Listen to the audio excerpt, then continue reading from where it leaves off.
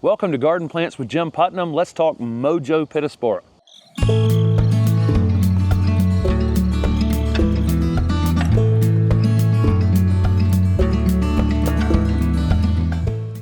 This is Mojo Pittosporum, or Pittosporum tobira Mojo.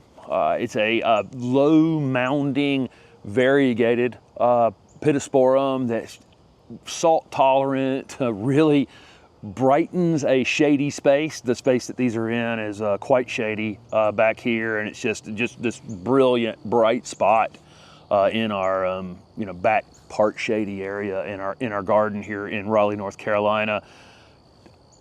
The texture, the color, the growth of this plant, all things about this plant are really quite striking. You can definitely see from how these are growing that they have this really compact habit. These have not been pruned, not once.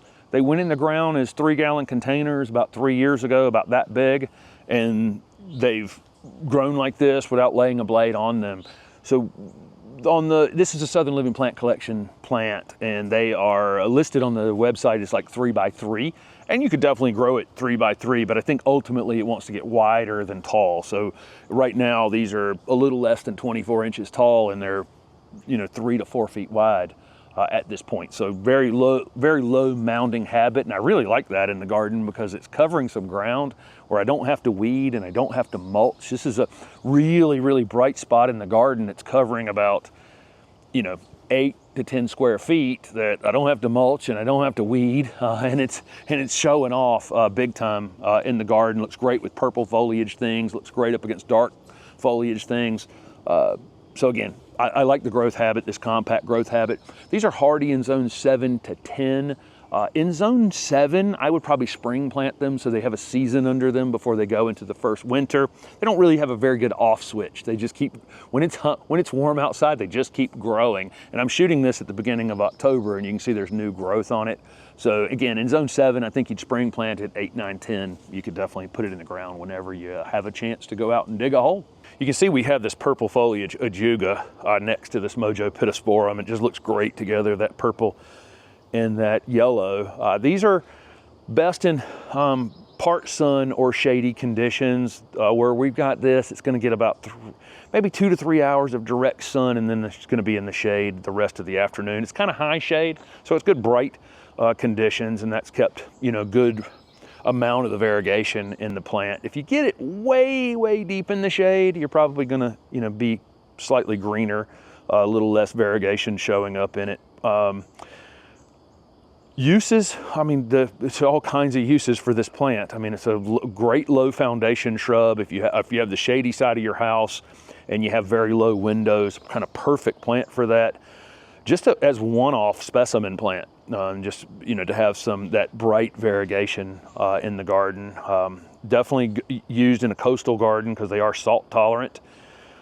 They can be hedged or massed. If we had we could do a row of them that's 10 long if we wanted to, and then hedge them off on the sides like boxwoods. That you could definitely do that with this plant.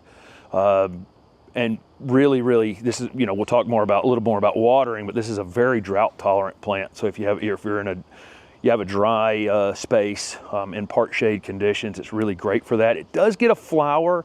It's inconspicuous. These Pittosporum tobira, you'll smell it, but you really won't see it all that much, but it has kind of an orangey citrus fragrance to it. These just have medium water needs when you initially plant them. So just means when you put them in the ground, you're gonna wanna pay attention to watering them until they're established. But we have, from this spot where these 3 are planted back behind me, this is really dry shade back here. We've got a lot of well-established trees that are pretty greedy, and we've had a hard time getting other things back here established. These just hit the ground running. They've been watered just a few times since they went in the ground didn't miss a beat. So they, once you get it kind of established, and you just pay attention for that first year, pretty daggone drought tolerant. This is, again, a great coastal plant because of the salt tolerance. We fertilize this entire garden with an organic fertilizer in the late winter, and that's just kind of it. if you're going to do any general pruning on them, and I think ultimately it may get a little wider than you want for whatever space you've put it in, or it may get a little taller, whatever, you're going to have to at some point do a little general pruning on it. That would be done in the late winter or very early spring. I wouldn't do any late summer, early fall pruning on it, because this thing just has a tendency just to start growing again, you know, after you cut on it. So late winter pruning. They're deer resistant, rabbit resistant, really just a low maintenance addition to the garden. And I think that covers it. We covered fertilizing, watering, pruning, not much to do to it. I've done nothing in 3 years to these 3 Mojo Pittosporum, and they are really the highlight of this area of the garden here in Raleigh, North Carolina. So Mojo Pittosporum, thanks for watching.